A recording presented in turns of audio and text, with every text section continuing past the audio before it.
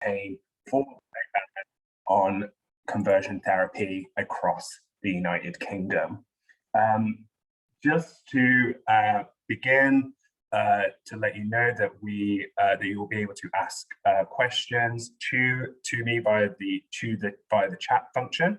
The webinar will be split between me talking through the consultation and then with significant amount of time at the end for questions and answers.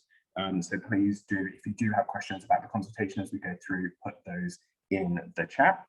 And we are going to start with a video from survivors of conversion therapy. And I would just like to preface that with a content warning for lengthy discussion of mental health problems and faith-based conversion therapy, brief mentions of self-harm and suicide, and an image of self-harm scars.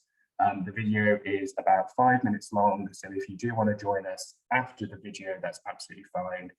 Just join us back at about 6:12. And I will hand over to Technical to take us to the video.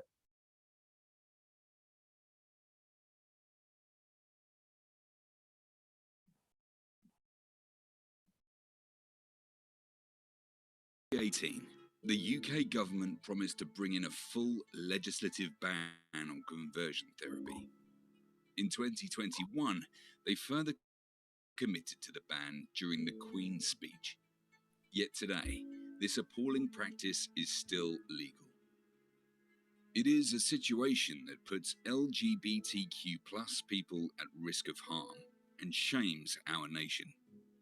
I found conversion therapy when I was about 17 years old on a website offering Jewish alternatives to homosexuality.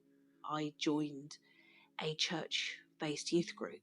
At no point did anybody say to me, this is conversion therapy. The point of this is to change who you are as a human being. My first year of university, I threw myself into religious life. The rabbi said to me that everyone has a test in life, and my test is being gay. Conversion therapy belongs in the past, but remains in our present. It can't be a part of our future. The practice can take many forms. They all have one thing in common. They seek to erase, repress, or change somebody's sexual orientation and/or gender identity. To fix them.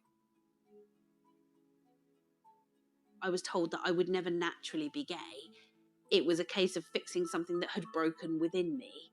And they promised me the world. They promised me that they could change my sexuality. So I went down this journey of abuse. The psychology behind the therapy was very damaging because, he would put down other people who had failed in therapy. The government's own research shows that 7% of all LGBTQ+ people have been offered or undergone conversion therapy. For ace people, that figure rises to 10%. For trans people, it's 13%.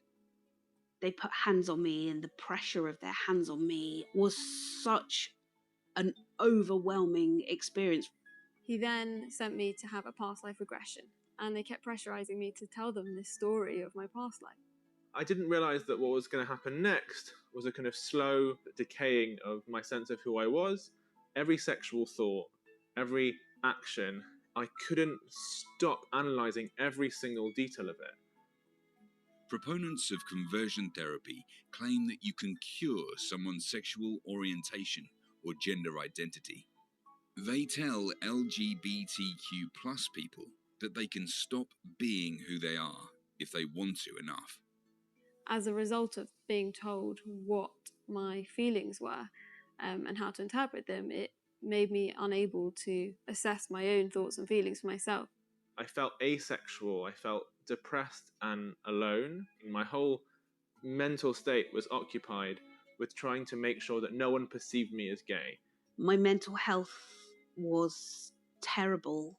At one point, I did try to kill myself. Even now as an adult, my body is covered in scars. It was all to do with the amount of guilt that I felt. Conversion therapy has lifelong impacts on those who survive.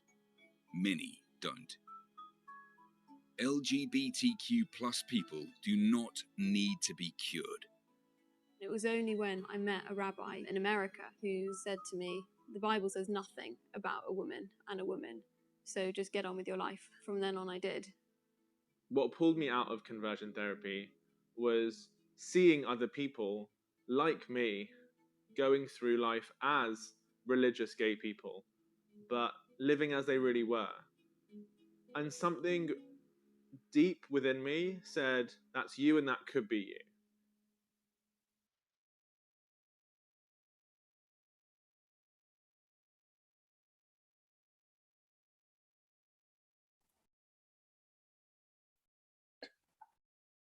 So thank you for watching that video, and I think it's important to see the reality of the experiences of many people who have undergone conversion therapy. And as we'll talk about the links to this with specifically religious conversion practices as we go through, I'm now going to take us through to a presentation. 1 minute. Well, there we go. Wonderful. So just to say again, welcome to our webinar on the government's consultation for banning conversion therapy. Again, my name is Kieran Aldred, he, him, and I'm head of policy at Stonewall. And for any references on Instagram or Twitter or social media, please use the hashtag #BanConversionTherapy.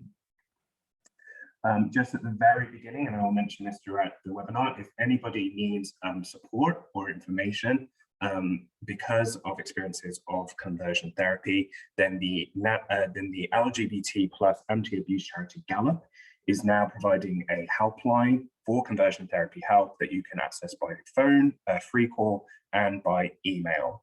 The number is 0800 130 333. And you can email cthelp@gallup.org.uk. So please, if you do need any support, please do feel free to use the Gallup helpline. But just moving on to our webinar. So what are we going to cover? Well, we're going to cover the campaign so far, where we are with ban conversion therapy and how close we are to a ban. What is in the government's proposals for how they seek to ban conversion therapy. I will then go through the consultation website and take you through section by section what you'll be asked to respond to on the consultation website. And at the end, there'll be advice for each of the sections in turn with time for questions and answers. And just a note on the wording, I think this is a really good thing that many people pick up, which is that conversion therapy is very much a misnomer. In many cases, this is anything but therapy. It is not helpful. It is not helpful to a person's mind or to their mental health, but it is the mainstream phrasing that we use, and it's the mainstream term that is used, which is why we use it. However, for legislation purposes, for legal purposes, and practical and healthcare purposes, we would refer to it as conversion practices. And what we mean by a conversion practice is any activity that is focused at an individual or a group of individuals with the intent to change, cure, or suppress their sexual orientation or their gender identity. So that is the accurate and legalistic term that we will be seeking to use, and these will be the activities that we will be seeking to ban. Just to talk a little bit about the campaign so far and what we have done. The beginnings really of this campaign came with the National LGBT Survey that was carried out by the government back in 2017 and was published in 2018. It was the largest survey of LGBT plus people ever in the world. It had 108,000 respondents. And that is just it is the single largest survey of specifically LGBT plus people that has happened. And it covered areas, not just on conversion therapy, but areas over the issue of safety, education, work, and health. I'm just going to check on my audio as I'm hearing that it might be a little bit quiet. But I hope that that is a little bit better. If I have moved closer to the mic, I'll see if I get the all go from technical. The National LGBT Survey found was that 2% of LGBT respondents had been subjected to conversion therapy, and that a further 5% had been offered conversion therapy, which means a total of 7% of the LGBT respondents to the survey had been offered or subjected to conversion therapy. These numbers were higher for trans respondents, wherein 4% of trans respondents had been subjected to conversion therapy, a further 9% had been offered it, which is an overall 13% being offered or subjected, nearly twice as many as for cisgender LGBT respondents. And while some people may think that conversion therapy is something that has been consigned to the past and only happened to older people when viewpoints on homosexuality and bisexuality and transgender status were much worse than they are today, that simply isn't true. Conversion therapy is something that happens to LGBTQ+ people across all ages, although obviously for those who are 55 and over, there was a time when it was more of an official NHS given form of therapy. But even though that has now been outlawed and that has stopped in official healthcare settings, conversion therapy is still happening to LGBTQ+ people of all ages in the UK. And in terms of where it is happening, the survey found that the majority of conversion practices happen within faith or religious settings, just over 50%. But that then a further fifth of people, 19%, were subjected to it by healthcare or medical professionals, and 16%, it was in fact a parent or a guardian or a family member that subjected them to conversion therapy. So these are the three biggest groups in which we see conversion therapy occurring. We have taken a big campaign since 2018 to try to get a ban. The government promised to introduce a ban, but obviously it is now 2021, so it has been a considerable amount of time. But with your help, for those who have sent emails, who wrote to their MPs, we have sent over 24,000 emails to MPs. That led to a debate in Parliament on banning conversion therapy earlier this year, and a commitment by the current Women and Equalities Minister, Liz Truss, to ban conversion therapy. And this came in the Queen's speech announcement of this year in May, wherein the government set out that it planned to introduce legislation to ban conversion therapy. This is a massive success and is a huge step forward, and it means that we are on the path to a legal ban. The government then launched its proposals and launched a consultation just last month, just at the beginning of last month, for us to look at and for us to respond to. So that is where we are at the moment, which is the government has proposals to create legislation, and it is consulting on those proposals. If you want to know what the next steps are, the bill is for England and Wales. This is a very important thing about nations. This bill will only cover England and Wales. Scotland and Northern Ireland are separate legal jurisdictions. However, anybody can respond from the UK to this consultation, and consultation responses from Scotland and Northern Ireland will be sent over to the Scottish Government and Northern Ireland Executive, who are planning to introduce their own ban on conversion therapy. So what's next for the conversion therapy ban? Well, after the consultation, the Government Equalities Office will draft the legislation going through to April of next year. The government then plans to publish a bill sometime in the spring, which we take to mean May of 2022. If it goes through the normal processes in Parliament and how other bills work, it will be debated in either the House of Commons or the House of Lords before the summer. It will then go to the other house to debate the bill after the summer, so sometime in September, October. And then the likelihood is, given the length of time it does take for bills to pass Parliament, that we may see a bill amended and passed by about January of 2023. These are speculative, so don't hold me to this timeline, but if everything goes well, this is the likely kind of timetable that we are looking at when we will finally see a ban. And of course, during all of this, we will be encouraging people to campaign and to write to their MPs and to write to Lords to support the bill and to support the ban and to amend it if it needs amending. Some people might ask, why do we need a consultation? Why was the consultation held? Why is it 6 weeks long? Well, thankfully, the Equalities Minister, Mike Freer, answered this just earlier this week on Tuesday, and he said this: it is about how, it is not about if. Most government consultations will start off on the promise of should we do this, and what are your views? This decision has been taken. We are proceeding with a ban on conversion therapy. This is more of a technical consultation in terms of the hows. So what's really important to know with this consultation is that this is a consultation on a piece of work that the government is planning and is actively preparing to do. There is going to be a ban on conversion therapy. This consultation is not whether we should do it. This consultation is how we should do it and whether the proposals are good enough to ban conversion therapy effectively. That is what this consultation is about. There is not a question of whether the government will ban conversion therapy. It's simply a question of how they will do so.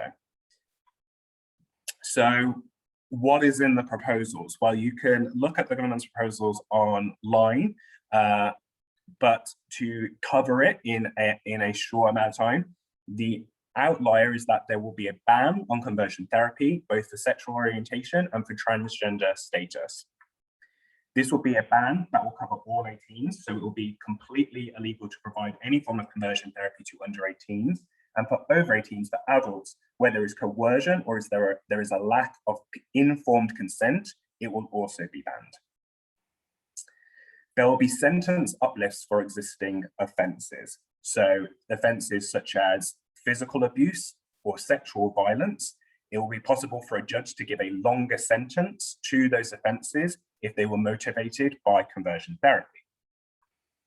And there will be a new offence introduced for talking therapies, that is, conversion practices that are non-physical. So the kind of things where a person is talking to you or in trying to change you or to suppress your sexual orientation or gender identity, that will be a new offence introduced in law. Surrounding this are other areas of support, such as the government is asking how it will be best to ban the advertisement and promotion of conversion therapy. The government is going to look at introducing victim protection orders that will protect young people and stop them from being taken abroad for the purpose of conversion therapy. This is something that does happen in the UK with people being taken to countries abroad to receive conversion therapy elsewhere rather than here in the UK. There will also be bans on people who have committed conversion therapy from becoming charity leaders or trustees.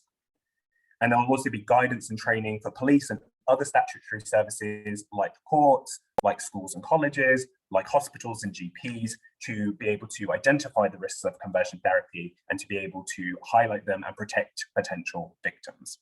So that is what's in the government proposals as a whole. What are our general concerns when we're doing feedback? Well, first of all, I'd like to say that the proposals are a real success in that we have secured a ban. It is a ban on both sexual orientation and gender identity. There is a new offence and it covers both non-physical and physical conversion therapy. So as a first, we have a lot of support for the government's proposals, but there are some things that we would like to see change to make them as effective as possible. First of all is the consent loophole. We do not believe that it is possible to give informed consent to conversion therapy as an adult because it happens in such a area of an imbalance of power and is often under duress that comes from being parts of communities or parts of societies and families that are homophobic, biphobic or transphobic. Therefore, consent is inoperative and is not meaningful. And we would like to see that consent loophole banned, as Canada in their legislation has recently changed it to a complete ban for everybody. The second and third issues are about definition. We would like to make sure that the definition includes both change and suppress. That is, that it should be equally seen as conversion therapy to try to change somebody from being gay or lesbian to being straight, or from being trans to being cisgender. But it should also be seen as conversion therapy that if somebody tries to suppress your sexual orientation or suppress your gender identity, to say that you can be gay or lesbian, but you can never act on it. You can be trans, but you must never show that in any way. That is also a form of conversion therapy. We would like to make sure that definition covers all LGBTQIA plus identities. The government generally uses LGBT, Obviously that covers lesbian, gay, bisexual and trans people, but it's not entirely certain whether all minority sexual orientations and gender identities will be covered in that. Particularly, we have concerns around asexual and aromantic people who also showed higher rates of being subjected to conversion therapy in the LGBT survey, and intersex people and non-binary people and other minority gender identities. So we want to make sure that the government is clear about its definition. The fourth is this issue on religious settings, which is that the majority of conversion therapy in the UK and worldwide happens in religious settings. And the proposals aren't 100% clear on what issues and what practices in religious areas will be banned. So we want clarification that non-physical forms of religious conversion practices will also be banned, and they can include things like prayer healing or deliverance healing, or directed Bible prayer at a person, Bible readings at a person. So we want those forms of practices banned as well. And lastly, we want to make sure that there is protection of transition services and healthcare. There are attempts to argue that forms of transition services for young people are a form of conversion therapy, and that could not be further from the truth. Transition services help people in their own understanding of their gender identity, and we want to make sure that that healthcare is protected. Thankfully, on Tuesday, Mike Freer, the Equalities Minister, did confirm that the clinical regulation and healthcare settings for transition services for young people will be protected. But we do want to make sure that the government continues to hold that line, so that we continue, as we know, there is intense waiting lists for those transition services for trans people of all ages. Ooh, next page. So now we'll go on to how to fill out the consultation. The most important thing to know is that your views are what count. You are being asked for your personal perspective. If you have experience of conversion therapy and feel comfortable sharing with it, your responses will be treated in confidentiality, and your views and experiences are incredibly important to this consultation to show that there is widespread support for banning conversion therapy and for the government to understand what ways it takes for women. What you want to have is both the consultation and the guidance open, and I will show you that website later, but you want to have the consultation open and our website, the banconversiontherapy.org website open,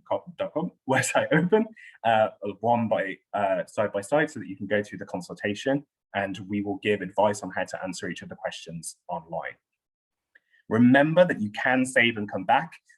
If you do, have to leave or your internet cuts off, as mine often does, but hopefully not tonight, you can save at the bottom of the page and come out and go back. And as long as you're using the same browser, it will have saved all of your previous answers. What I tend to do, but you might want to do differently, is there are boxes where you can write out long answers. I tend to write those answers in a Word document, and then you can just copy and paste them over rather than using the kind of small box that is in the that is on the website. And always remember that you can answer prefer not to say to questions that are about any of your personal identity information or I don't know. If you simply don't know the answer to a question, that is perfectly fine. You don't need to know an answer to everything. You can answer the questions as you see fit. They are a mix of multiple choice questions.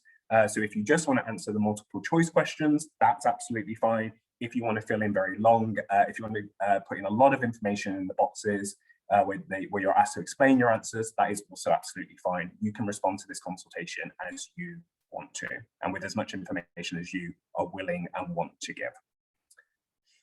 Really important about confidentiality, you will be asked at the very end whether you want your written responses to be quoted in reports or not. So you can give your testimony and write about your experiences and have none of that ever quoted by or referenced by the government, but they will still see that testimony. So that is a choice that you can write in your answers and choose for none of those answers to be quoted or used in reports.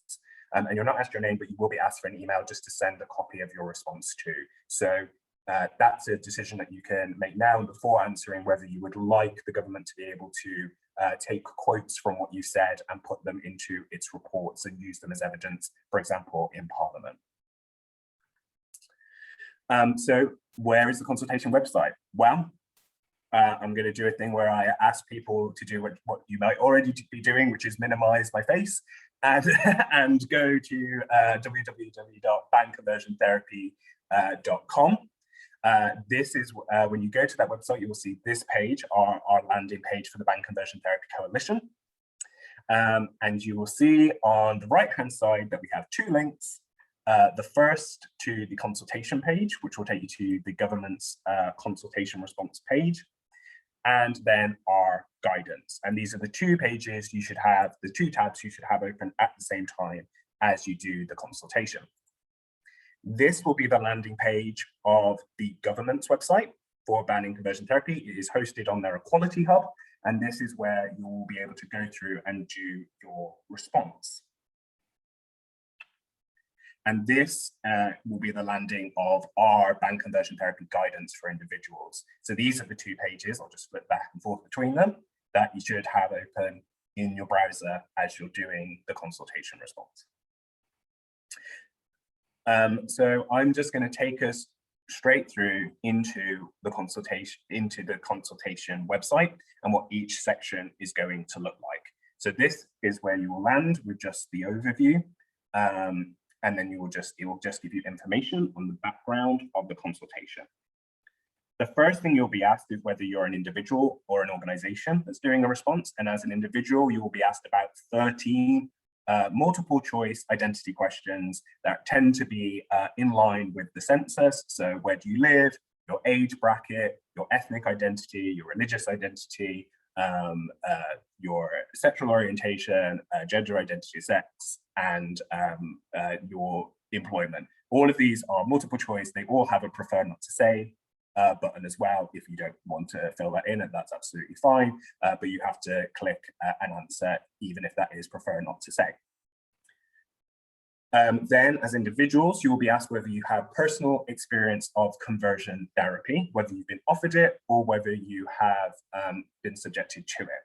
If you have been subjected to conversion therapy, you will be taken through to a specific page with questions about the last experience of conversion therapy that you had. And again, those are just multiple choice asking when it happened, who conducted it, what age you were. So just be aware of that. If you have had experiences of conversion therapy, you will be asked those questions. Again, you can answer prefer not to say. So this is the first section of question. And the first question is a very broad one. It is just, do you agree or disagree that the government should intervene to end conversion therapy in principle? I'm hoping that if you're on your website, that on this webinar, that you agree with us and strongly agree that the government should intervene to end conversion therapy in principle. And then from our guidance, you can see this is just an area where you can talk about why you think it is good to end conversion therapy in principle. And as you can see at the bottom, why do you explain this? Please explain the reasons for your answers. That is an open text box, so you can write as much or as little in there about why you think that it should be banned. And we give some advice on our website about the evidence of harm, the impact on individuals who go through it, and the evidence that the government already has, as well as evidence that the UN has reported on last year of the dangers of conversion therapy.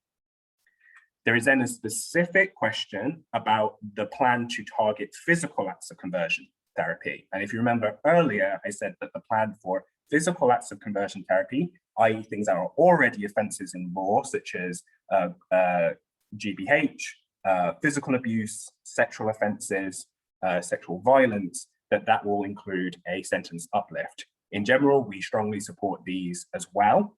And there isn't much to say on that in terms of we do agree with that approach as a legal approach. It does make sense. But do feel free to explain the reasons for your answers. And again, if you have experienced physical acts of conversion therapy, please do feel free to share your testimony if that is something that you are willing to do. That is very helpful for the government to receive that evidence. This section, this third section, is the biggest section, and it is going to be the main one. The rest are going to be probably quite short answers, but this third one of targeting talking conversion therapy is going to be the longest answer you will probably give. You can see that it has a very long description about making the, and I'll go through it, that the government considers that delivering talking therapy with the intention of changing the person's sexual orientation or changing them from being transgender or to being transgender either to someone who is under 18 or to someone who's over 18, blah, blah, blah, blah. This is the distinction they are making between ages and with the consent loophole. And this is why we somewhat disagree with this. You'll then be asked how far, what do you think is missing from the proposals?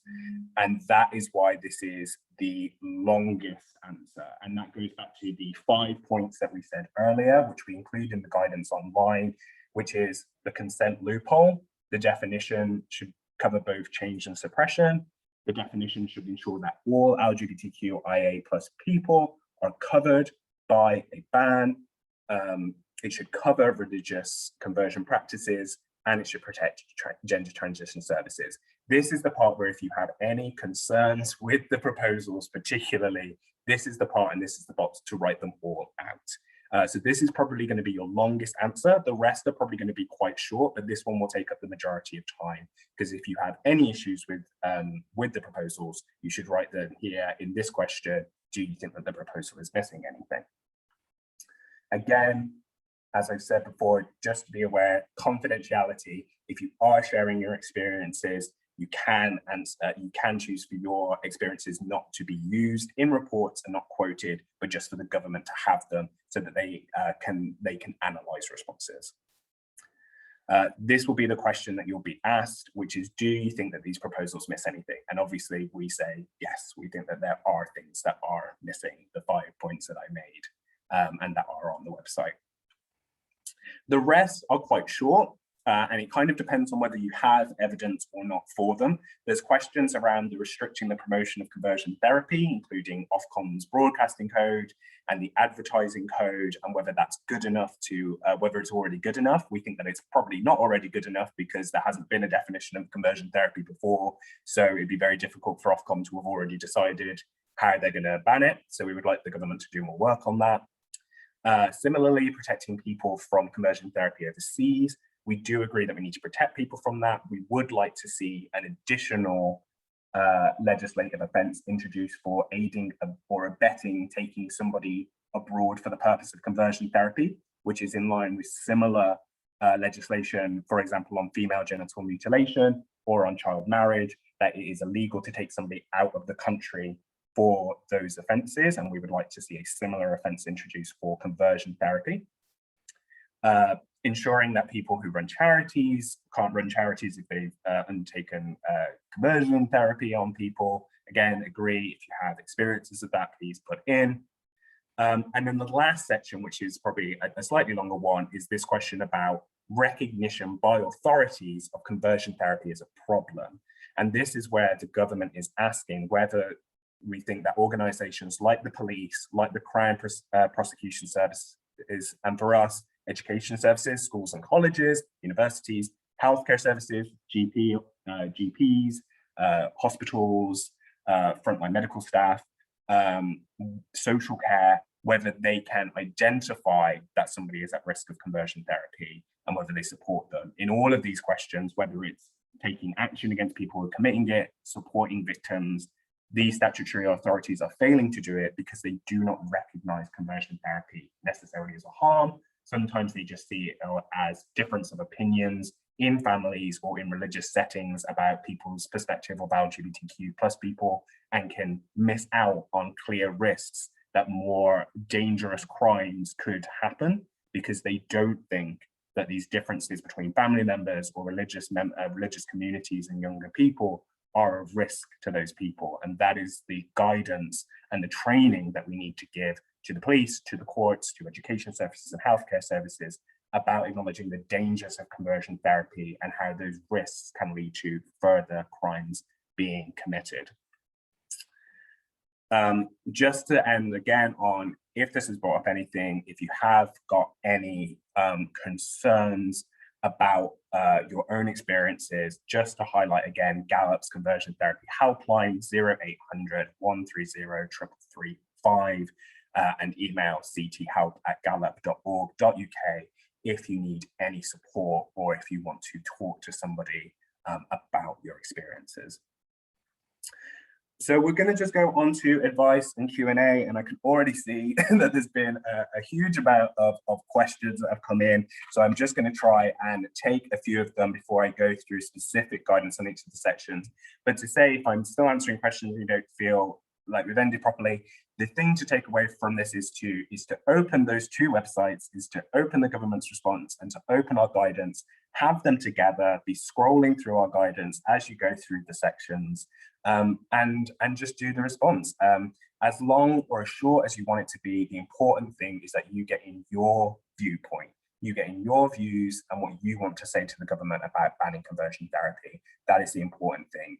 If there is an area to particularly focus on, it is that section 3, where it says what are the proposals missing out on. That is the area where you can write a lot in about what you think the government needs to improve it. Or if you think the government is doing a great proposal, you can also put that in the beginning and in different sections. But that section 3 is the main one, and the other sections are much shorter. So although it does look like a lot of questions when you look at it, actually a majority of the work is going into that one question, while the others are quite technical about specific proposals. Let me just look at what questions we have.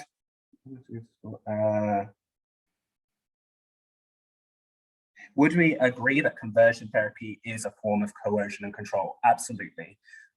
Conversion therapy is a form of coercion and control between somebody that has more power, always an imbalance of power between somebody who's trying to change or suppress another person's identity, and that person who is vulnerable because either in their family or in their community, they have constantly been told that there is something wrong with them, that they are broken, that they are ill, and that they need to be cured, and that they are wrong about knowing who they are, which is fundamentally what conversion therapy is about. It's about telling somebody that who you think you are is wrong, and you need to change. You need to stop being that, because that thing that you are is wrong. It is broken. It is somehow worse than being heterosexual, worse than being cisgender. So it is a form of coercion and control in all circumstances. Let me see a question. Some professional therapists are worried that taking complaints to criminal laws as opposed to civil laws will mean that their clients would be reluctant to complain. What is Stonewall's position? It's been really important to notify that any form of legitimate therapy that is open, explorative therapy will not be covered by this ban, so would be spurious and would be thrown out by a court. The important thing is that the definition of conversion practices has to be clear in the legislation. It has to be that a person had an intent to change, cure, or suppress somebody's sexual orientation or gender identity. So that so professional therapists will be protected by it as long as they are not trying to change or cure or suppress their clients' gender identity or their sexual orientation. What would the idea of banning or suppressing of sexuality cover certain churches that say you can be gay but not have sexual relationships? This is a really important thing about religious freedoms. What's really important to say is we are not trying to at all ban religious freedoms or the teachings of religious faiths. Any religious faiths that have what they would say are traditional viewpoints on marriage or sex or gender will continue to be able to teach about that, preach about that, write about it, hold views about it in whatever area they can hold those positions. The line that is crossed is when somebody targets an individual and directed at that individual tries to change them, tries to change their sexuality, tries to change their gender identity. The question of whether you can or cannot have sex is a question on whether they are preaching, and this is quite theological, whether they are preaching celibacy or whether they are preaching abstinence. Celibacy is a religious undertaking by people who feel called to live out a life of celibacy in line with their religious teachings. Teaching somebody that what you are doing and ever having sex or romantic interest in people that you are attracted to is wrong and you can never do that for the rest of your life because that is wrong, that is a form of suppression and that is a form of conversion therapy. So if somebody was trying to direct somebody to do that and pressuring them to do that, then we would see that as a form of conversion practice. Let me just go through. Why is the consultation only 6 weeks long? The consultation is only 6 weeks long.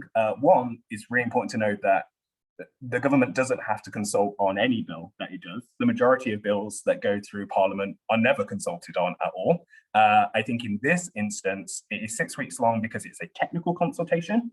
As I said earlier, this is not a question of whether the government is going to ban conversion therapy. It's a question of how they're going to ban conversion therapy. So they felt that it did not need to be as long because it wasn't such an open question, because it is not gathering the views of whether people think we should ban conversion therapy or not. It's asking about these specific proposals and how they will work. So that is why it's 6 weeks long. Will it criminalize therapists who want to explore issues with young people? Absolutely not. LGBTQ plus people need really supportive and explorative mental health support and therapy. That is something that Stonewall specifically campaigns for. We need more mental health support. We need more good therapy for LGBTQ plus people, young people, children, adults. We need good therapy. There will be no ban on explorative therapy of any form for anyone of any age. The thing that will be banned is when there is a predetermined outcome to try to change or cure or suppress a person's own sexual orientation or gender identity. So that when somebody comes to a therapist and says, I am gay, I am lesbian, I am trans, if that therapist says, no, you are not, you are wrong, and that thing about that you think about yourself is broken, and I am going to fix you, that needs to be banned. But any kind of explorative therapy where somebody says that is your experience, but we can explore that and explore your feelings around that and your experiences, that will not be banned. And just some kind of questions about the National LGBT Survey being self-selected and kind of the evidence base. It's really important to know that it would be incredibly difficult to have any form of LGBTQ evidence gathering that is not self-selected. As many people know, and probably for the best, we do not have a national register of LGBTQ plus people that the government can call up upon to ask questions of. Therefore, by nature, any questions that are to do about research around LGBTQ plus people have to be self-selected, because somebody has to identify as being LGBTQ in order to participate in that research. This is the single biggest piece of LGBTQ plus research that has ever happened. It's 108,000 people. It is probably one of the biggest pieces of evidence that we have, and it includes people's self-reported experiences of abuse and their own experiences of being honest about saying that they have undergone this abuse. And Stonewall's experience in most organizations is that when there are so many thousands of people saying that they have been abused, that we should believe those people and we should act to stop that abuse. That should be the principle on which we work. I'm going to go through some, did a little bit of scrolling, but just to summarize, again, our main issues are the consent loophole, the definition of change or suppress, the definition of all LGBTQIA plus identities, the religious settings, and the protecting of transition services and healthcare. So I'm going to leave these up, and we're getting a lot more questions, so I'm going to focus on the questions just because we're getting those through. What is the very earliest that you suspect the bill could be signed into law? Realistically, given the experience of how long bills take to go through Parliament of any type, I would really say that the very earliest we could see a bill in law is December of next year, just because bills have to go, they have to go through the House of Commons, they have to go through the House of Lords, there's going to be a committee stage in both houses, the bill will be looked through line by line, there will be debates, there'll be amendments, it will go between the houses. So realistically, if the bill is introduced when it's likely to, which is in May of next year, which is when Parliament will return again and there'll be another Queen's speech. If the bill is introduced then as I said, it will be either introduced in the House of Commons or the House of Lords. Before the summer break, one of those houses will debate it. And then after the summer break, it will go to the other house. And so the likely, very earliest I would probably see is being December, but more likely we will see the bill turned into law in January or February of 2023.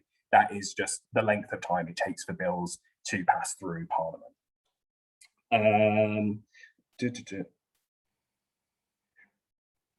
There's a really good question about being a BAME LGBTQ+ officer and resistance from members of ethnic minorities about the difficulty and talking about it. I think the important thing to talk about, and I think this matters to cultures of all, it matters to people, there is resistance in all cultures and there is resistance in many areas, but I do understand that within certain ethnic minority communities, this can be more difficult to talk about.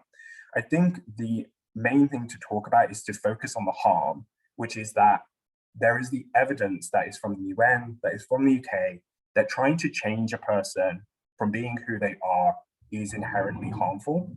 It causes real and lifelong mental anguish and psychological damage. And so I would start with the conversation about talking about the fact that what we are trying to do is protect people from real harm.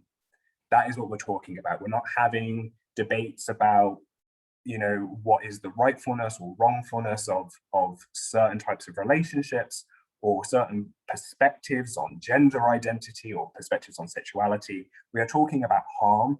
We're talking about people, and we are talking about people in our community asking for things that have hurt them and damage to not continue to be done. These are really difficult questions. I will grant you that, whether in religious settings or certain communities or any settings really, but they are worth talking about by reminding people that we are talking about people and their experiences of abuse and their experiences of feeling stigmatized, of being told that the love and the acceptance of their community or their family is dependent on them not being who they are. So we really want to focus, again, whenever we're having these conversations, on that is what we're focusing on. We're focusing on people and stopping harm and allowing people, even if we don't agree with their decisions or we don't agree with the way that they live their lives, that we do agree that people should be able to live their lives not being harmed and being free from mental damage and mental ill health. So I think that is the way that I would broach that conversation. A question on would a genderqueer person be protected under this ban? I think this goes to the point about number 3, which is that we're not 100% certain, and that's why you need to fill in the consultation and say this needs to be cleared up. The government officially only uses the term LGBT, so we're not 100% sure whether they see transgender status as covering gender fluid, genderqueer, or non-binary. So it's really important, if you are genderqueer or non-binary, or if you're an ally to genderqueer and non-binary and gender fluid people, to put in that 3rd section that it has to include people of all types of that are covered by what is usually referred to as the trans umbrella, which is all people of gender identities that do not match the sex that they were assigned at birth. And a really good question on, is there anything in the consultation about how it will be implemented in practice? At the moment, there isn't. And I think that's because at the moment, the government is just focusing on the legislation itself and what a ban will look like in law. But having mentioned Gallup, the LGBT+ anti-abuse charity, they have a lot of guidance of how they work with victims of conversion therapy, and they are continually giving evidence to the government on how victims can be supported, how we can teach religious organizations, how we can teach families. A comparison to make is around issues of child marriage, forced marriage, FGM, the things that had to be done in terms of teaching police, teaching education services, outreach to religious and cultural minorities about why this was being banned, why it was a form of abuse, and how to raise awareness of that within the communities themselves. That is going to be a really important part of this work. It's not being discussed now. It is something that you absolutely can put into your consultation response to something that the government should think about. So if that is something that you are concerned about, or you have experience of, or you want to ask questions about, please do put it in the into the consultation. And the question about, as a transgender woman, could detransition services be protected by this bill, and would they be seen as conversion practice? Again, it goes back to the definition of conversion practices, which is a changing or suppressing a person's own sexual orientation or gender identity. So that is open across a person's life. So if somebody has for a time in their life identified as trans and then no longer identifies as trans, and that is their identity, then it would not be a form of conversion practice to support them in whatever healthcare or medical support they need or desire to help them live in the gender identity that they now identify as. So it is all based on the person's own understanding of where they are, and that can change over a lifetime, and it can change and sometimes does change both for sexual orientation and gender identity. But the point of banning conversion practices is to ban another person telling you that what your own understanding of yourself is somehow wrong or broken or defective and needs fixing. And I think I will, if you've got any last questions, do just put them in and we'll be able to finish at 7. But a good question, is there anything going to be in the bill to provide support for victims and historic survivors? There absolutely is going to be support for victims and survivors. We don't think that it's going to be written in the bill, but it should be a provision that is either supported across government by either the Home Office or the Department of Health and Social Care. And again, we, alongside other organisations that support ban conversion therapy, whether that's Gallup, whether that's the British Association of Counsellors or the British Association of Psychologists, whether that's NHS England or NHS Scotland, we will be helping to inform the government and guide what support is going to be needed for victims and survivors. But we do absolutely want to prioritise that there is support and meaningful support, good mental health support, particularly for victims and survivors, alongside housing support for people who are made homeless, trying to escape conversion therapy. All of these things also need to be in the wraparound of how a ban will work.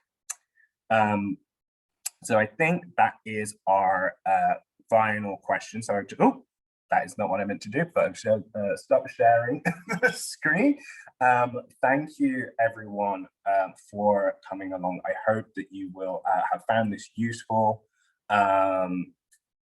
Please do fill out the consultation. If you sat through an hour, I hope that you will find another half an hour to fill in the consultation. And please do tell your friends, your family, your colleagues, your peers, and pretty much anyone to fill out this consultation. It's really important that the views of our community and our allies are heard by the government loud and clear about why we need to end this abuse and why survivors and victims need to be supported and properly protected. Really glad that everybody here could join us for this evening. Thank you for joining us on this cold, dark December evening to talk about a very difficult topic. But really, I hope that everyone will be able to fill out the consultation and that you will continue to follow Ban Conversion Therapy Coalition to see the next parts of the campaign when we see a bill go into Parliament in 2022. So thank you, everybody. Have a really good evening and go out there and tell as many people to fill in this consultation before next Friday, the 10th. That is the deadline. Make sure that you get yours in, make sure that everybody else you know gets it in, and everybody have a really lovely December and festive season. Thank you so much for coming.